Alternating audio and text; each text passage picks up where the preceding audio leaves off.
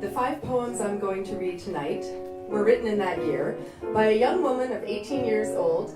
Her name was Josephine Cecilia Pesce, and she was living in Trenton, New Jersey. Josephine was born in 1911, and she died in the year 2000 when she was 89 years old. She was the mother of 5, 3 boys and 2 girls, one of whom was my mother. I don't think she ever would have imagined when she wrote this poetry in 1929 that 84 years later her granddaughter would be on a stage in a bar in the Mission District of San Francisco reading it to a group of strangers. But in my grandma's words, if I know her at all, I think she would have been just tickled. This one is dedicated to Sister M. Richard. Oh gosh, dear me, I flunked history. Darn that thing, I hate it so. Why couldn't she have let it go? Talk about De Soto, Henry Hudson, and the Dutch. When that period comes, it makes my heart clutch. Talk about the Pilgrims and their trip over here. It's the same old story you hear year after year. Now, if they'd stayed in England where they belonged, it wouldn't have made our history period so very long. Take, for instance, Columbus. He started the whole thing. What do I care if the world is round? I don't give a jing. On second thought, I think I'd better study a little more, because wait till Pop sees my card. Boy, he's going to be sore. This one's called Mary de Blasio, and it's in remembrance of the day we cleaned house on Hanover Street.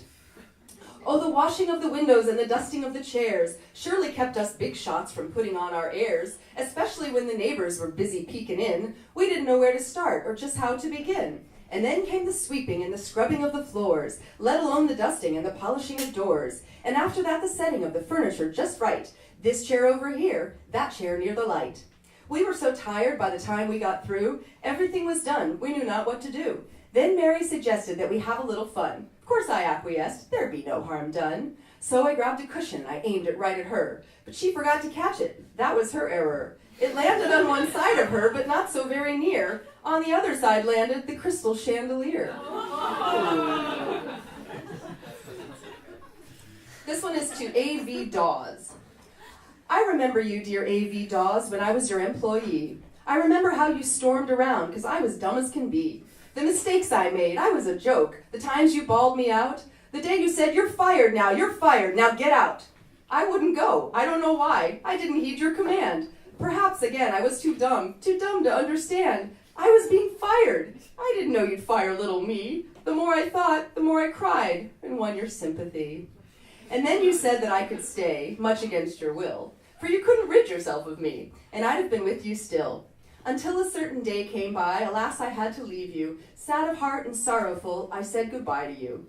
I don't see you an awful lot. There are times we never write, but you've a place deep in my heart that's yours all day and night.